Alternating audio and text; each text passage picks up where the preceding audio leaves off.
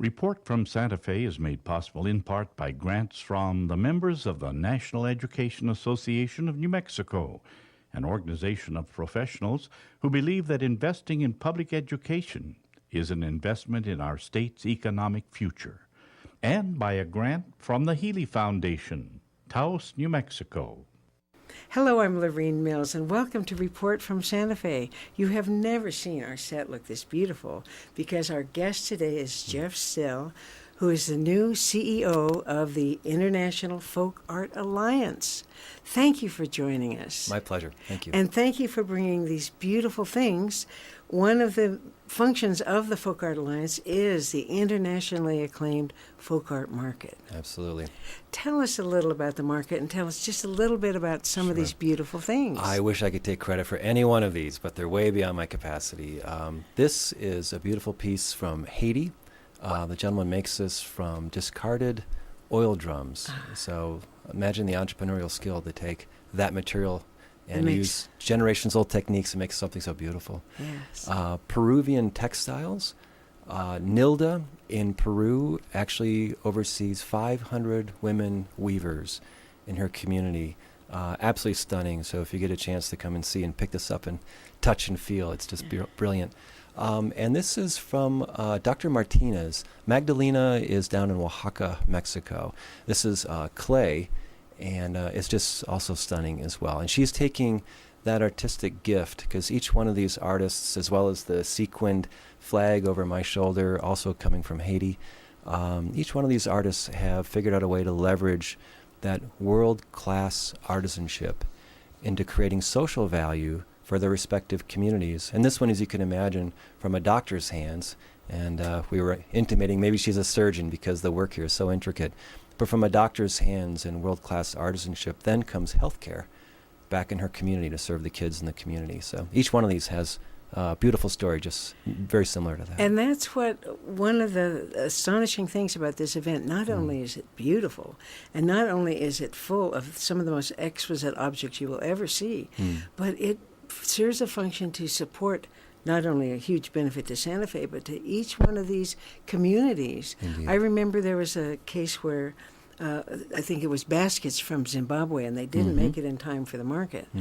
But they were able to have a sale because people wanted to support these women. They had a sale separately, and they made enough money from that for this woman to support her village for a year. Indeed. We're talking, the scale of this is so big. Indeed. And can I point out the beautiful jewelry that you're sporting? Yes. Yes, please. Never looked better, I might add. El Haji is from Niger. He has some 50 silversmiths, also of world-class artisanship. And out of that comes schools. He has a program that provides food to sustain literally hundreds of people in Niger. So, great stories, each one. And so I think one of the great reasons why the people intuit this, maybe some of the language could be a bit foreign or new, but they intuit that there's social value beyond just the economic transaction. And I think that's one of the things that's so distinctive about the marketplace. Now, let's throw out some facts about the market. Okay. So it's in Santa Fe. It'll be the weekend of, July 10th, 11th? And 12th. Yeah, but there's events now bookending it throughout the week. The Grand Parade. Let me show a picture of the parade here. Yeah, the big procession of the artists. It's a lot like the Olympics. Yes, it is. Everybody parading on the world in Santa Fe, yeah. They have their nation, they have their costume, their music. It's just beautiful. And that will be Wednesday night for free. Correct. Community event over at St. John's. And we have music coming in from a very celebrated band from South Africa. It's brilliant music. It's going to be great. But get there early. Yes, get there early. And there's free transportation. It'll be in the paper. You can park at the BERA and other sites and take buses in. Now, since it started, from 2004 to 2015, there have been over 800 artists. Correct. It's very hard to get in, so some 400 artists apply and maybe 150 get in? We're working on that. For everyone that we let in, there are 2 to 3 more behind them looking for access to that opportunity. And that is priority 1, that we want to create more opportunity. You're correct. And this year, there'll be 57 countries, artists from 57 countries. From the beginning, there have been artists from 91 countries, 6 continents. Now, economically, yes, I understand that the impact has been about 112 million. Actually, a little over 120. 120 million. Mm-hmm. More than 120. And the state just has gotten over 241,000 just in gross receipts tax. That's correct. I mean, this is such a win. Just last year. Just last year, yeah.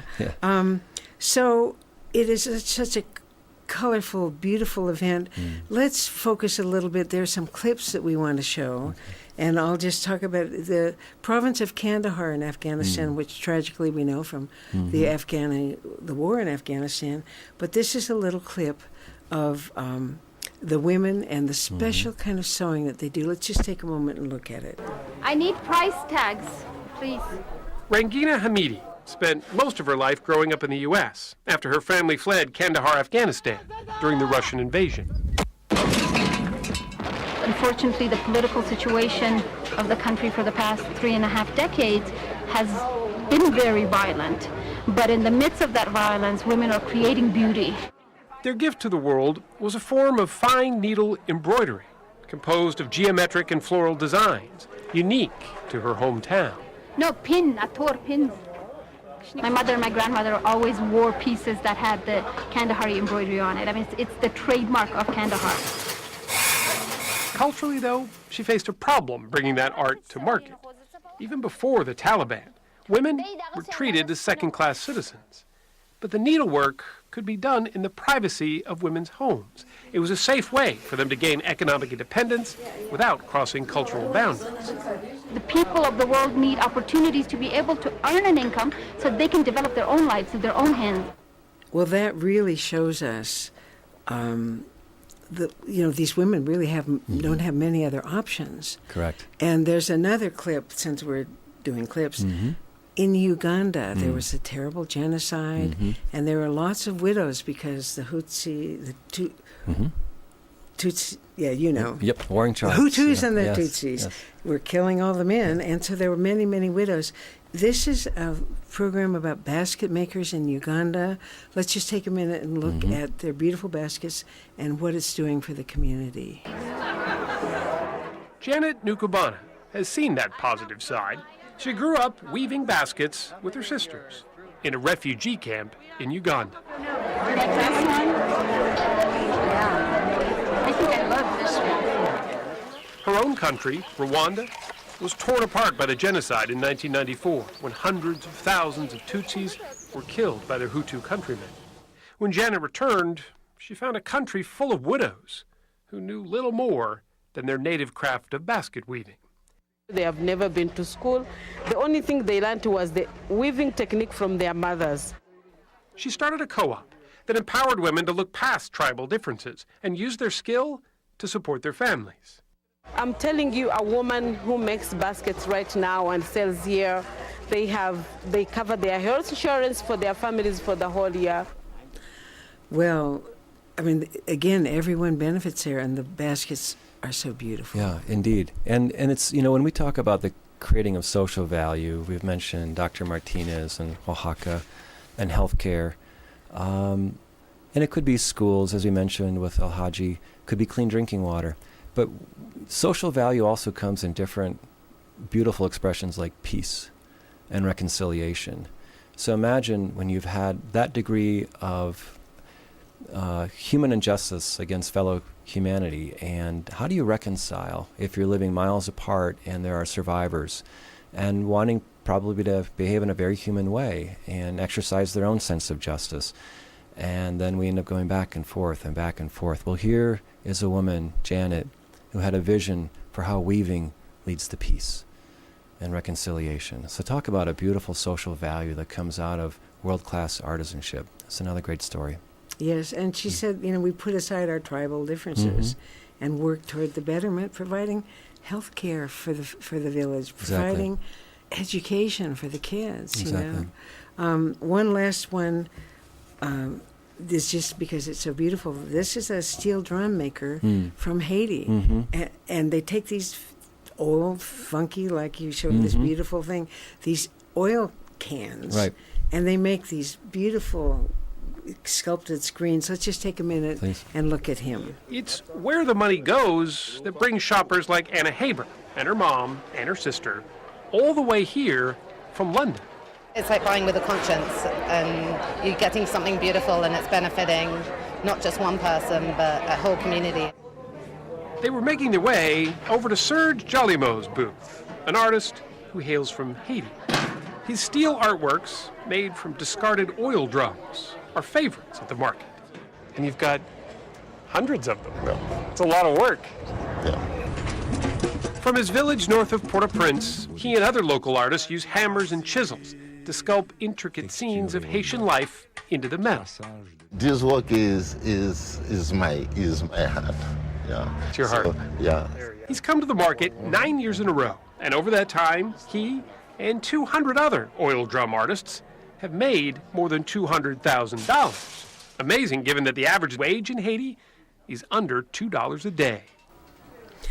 Well, whenever I go to the market, I always seek him out because I just think they're so striking and beautifully manufactured. I think he had a play on upcycling before we even dreamed up the term. Yes. Just two last things very quickly, because we haven't represented India, and these women those are painted walls from which they make a beautiful kind of paper art. And then one last picture. This woman is from, I'm sorry, where's she from? Is that Rangina? From Kenya. From Kenya. Yeah. Look at that beadwork. Yeah. And you exquisite. can find that and wear it from the market. Okay. I'm wishing I had my glasses on to see that photo, but I think that's fine. Rangina. It's fine. Well, now, one of the most interesting things that I learned from you is that craft development is the second most income-generating development in rural areas after agriculture. Of course, Correct. agriculture is number one. Yep. But that you can use this as a catalyst for change. Right. So talk to me about what you're going to do. Yeah. I find that it's one of those, true to the space of social innovation and social entrepreneurship, where sometimes the most elegant solution is the simplest. When I was first presented with that factoid that folk art is the second most widespread means of creating microenterprise and industry in the world, second only to agriculture, I paused and I thought, when I tour, when I travel, first thing I do is look for good food. Second thing, and the markets, the food markets, second thing I do is go find art. And it made perfect sense.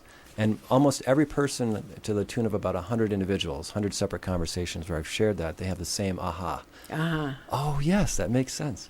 So imagine my excitement when I learned of the International Folk Art Alliance and the marketplace, which has achieved international distinction. I mean, really world-class following. And but more to my heart, since I'm not a folk art expert, are these amazing artist entrepreneurs who then also leverage that artistic gift into creating that social value. And in these ways, we see example after example that this is not charity. That if there were and there are a good number of our artists who may not so aspire to create social value. They may have no aspiration at all with respect to social entrepreneurship and the creating of social value for their communities, but they're still world-class artisans. So the value of the art stands on its own merit. And no one would buy this, I feel, thinking, I'm going to take pity. I feel sympathetic toward a community, a village that doesn't have health care, and so I'm going to buy that in the hopes that maybe there might be children served, for example.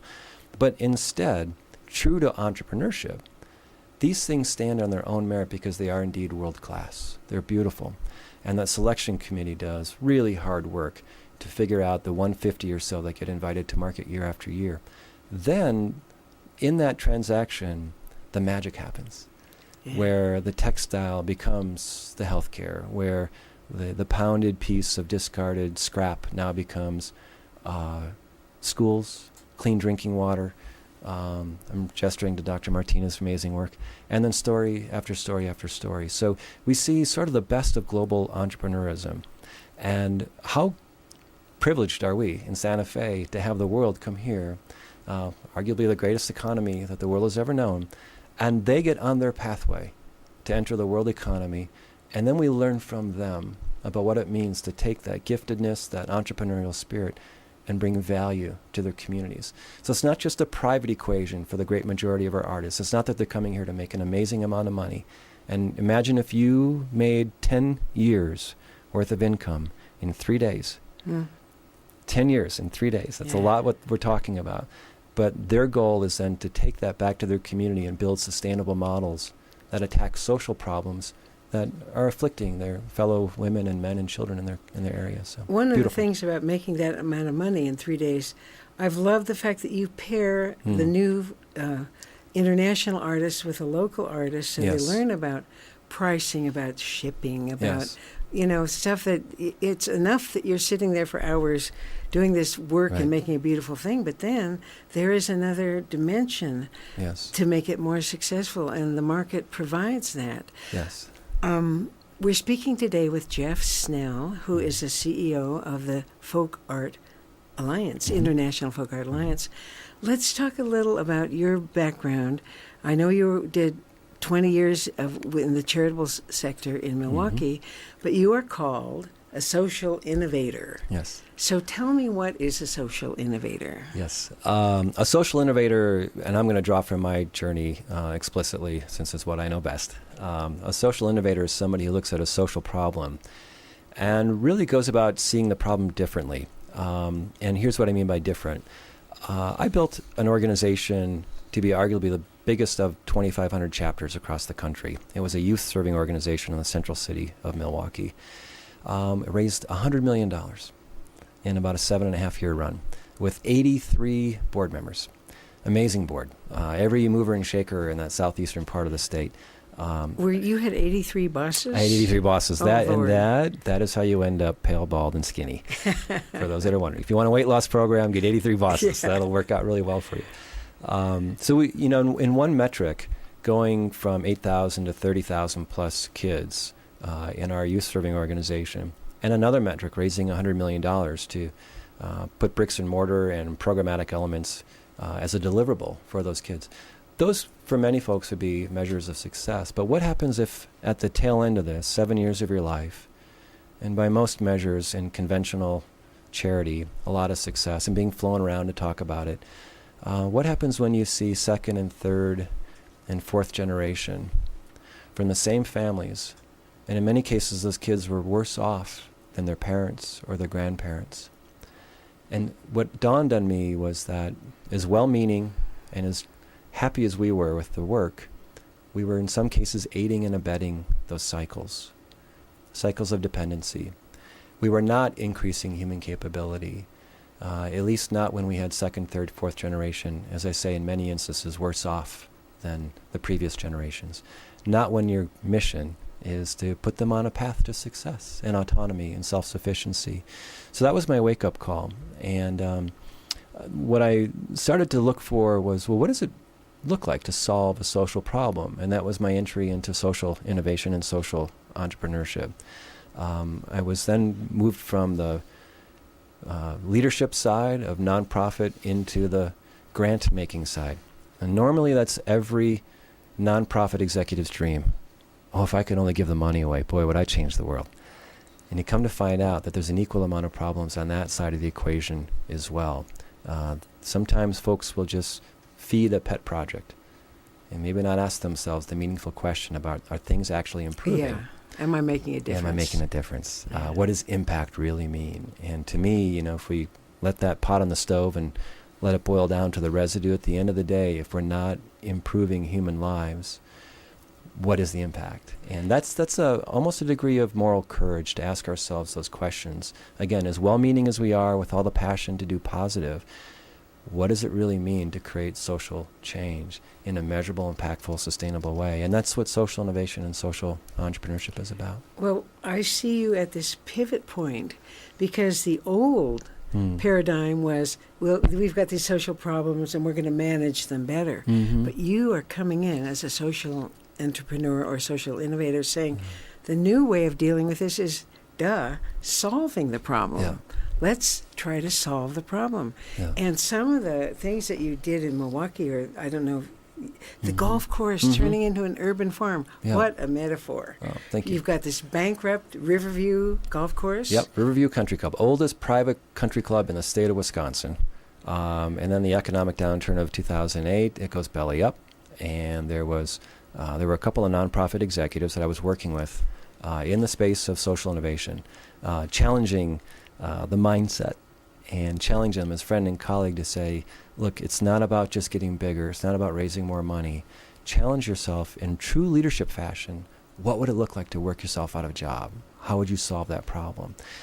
And they bought in. And here's what happens when somebody buys in. They look at an asset sitting there underutilized, 80-some acres along the Fox River, a beautiful, pristine area of northeast Wisconsin. And then they look at their clients, women coming out of shelters, adults that are afflicted with alcohol and other drug abuse challenges, homeless individuals. And to their great credit, and here's the moral courage, they acknowledged that they were treating them and streeting them. That's a great phrase. Let's just say they would treat them and street them. Treat them and street them. Get them well enough and turn them back out again. And then 50% with no would come right. That's recidivism. Right. That's right. 50% would come right back in short order, and that meant that they could bill the county, go back to donors, and say, "Oh my gosh, it's worse than ever. I need more money than ever." But the mind shift says, how could I build a model where they don't come back? So Riverview Country Club becomes Riverview Gardens. It's now an urban farm. These same individuals, the clients, now work the farm, the building of the hoop houses, the planting of the organic greens that are nurtured and cultivated, sold at top dollar as organic greens that you and I enjoy in our restaurants. That's part of the earned recurring revenue. And this really kind of a workforce development program now has, in the space of about 2 years, 53 women, full sustainable wages. I'm guessing it's about a third are salaried with benefits, and the balance also full-time hourly. But the point is, they don't come back. Yeah. They don't come back anymore. And they're back with their families. They're raising their children. What's the social value of watching their kids look at mom get on a pathway that is sustainable and successful? So we start to see a ripple effect. And I would add, the state of Wisconsin, I have this on good authority, spends between $30,000 and $35,000 a year to create one job. We have 53 that have gone from on the receiving end of a social system that wasn't serving them well to being on the back end self-sufficient and on a path to of joy. And now they can pursue their path in life. So that's good social innovation, social entrepreneurship. That's taking assets that are of low utility, an abandoned golf course, to higher utility, but more importantly, human lives.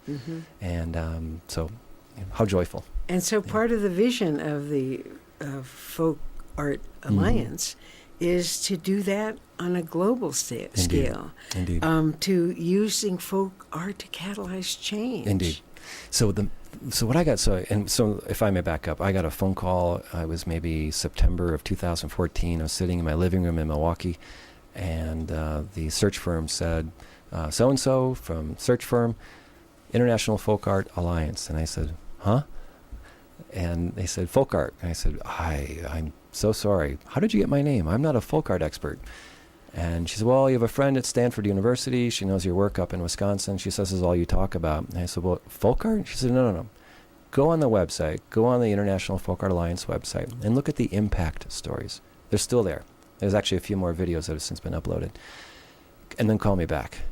It wasn't 5 minutes. And I called back and I said, well, I don't know about you, but I call this social entrepreneurship. This is amazing. And she burst out laughing and she said, exactly. Yeah. Do you want to talk? And I said, absolutely, I want to talk. So what IFAA has figured out is to create a pipeline, again, of these world-class folk artist entrepreneurs who aspire to create social value.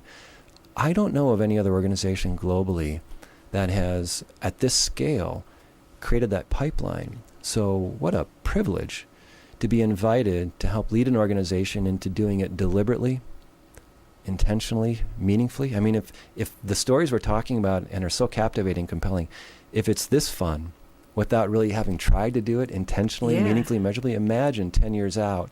On the website, we have a meter that runs as soon as you click on the landing page, and you'll see 1.1 million lives positively impacted.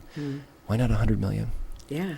and we're just getting started. Yeah. So I'm excited. We're going to have so much fun building up more opportunity. And I would add, to execute again on the artist's vision for the social value that they know needs to happen in their communities. There's nothing sort of philanthropic colonial where we think we have a solution, what works best for you. Yeah. We simply ask, can we be of value to you? Yeah. And in what ways might that look? What would that look like? And so it's your vision as the folk artist, entrepreneur, and then we seek to stand and work alongside you. But there's nothing that's prescriptive, from IFAA. And I love that about the founder's vision, about the current stakeholders, that this is all about the artists and our joyful journey to work alongside them. We're going to be out of time very shortly. You were involved in Changemaker campus at Marquette. Yeah. Yes. You fixesyou.org with New York Times. So we'll have to save some of that for another time, because you were adding social activism and entrepreneurism to all these classes that these universities were teaching. But you speak so enthusiastically about Generation Y. Yes. And how this upcoming generation has made some really exciting changes. There's an app that you can use to put on your garment, your shirt you're about to buy. Find out it was made by child labor. Yes. There's the bicycle that filters the water while you pedal. Back to the village instead of carrying the jar. Yes. It's already clean by the time you get home. And you had another one too that you were just telling me about. Oh yes, sustainable protein source, salmon, freshwater salmon, coming online in the state of Wisconsin, and having that feed into the food banks and food shelters up there. Yeah, it's great stuff. I hope we both have a really long time to watch this next generation, the millennials and the Gen Ys. Yeah. They're all over this new intersection of enterprise and social impact. It's going to be really fun to watch. Oh, I'm so pleased. Well, this has been, however brief, a wonderful introduction into you, Jeff Snell, and what the Folk Art Alliance is doing. I urge everyone to go out and come to the Folk Art Market. It is just a feast of the senses. Beautiful things, beautiful music, beautiful food, beautiful costumes. And it's just a joyous event. It's the most win-win-win situation that I've encountered. So it's my honor to have you here today. My privilege. Thank you. I hope we get to see many more people out at the market, and ideally keeping track of the work that happens around the world. You bet. Right. Jeff Snell, thank you very much. Thank you. And I'd like to thank you, our audience, for being with us today. This is Lorene Mills with Report from Santa Fe. We'll see you next week. Past archival programs of Report from Santa Fe are available at the website reportfromsantafe.com. If you have questions or comments, please email info@reportfromsantafe.com. Report from Santa Fe is made possible in part by grants from the members of the National Education Association of New Mexico, an organization of professionals who believe that investing in public education is an investment in our state's economic future, and by a grant from the Healy Foundation, Taos, New Mexico.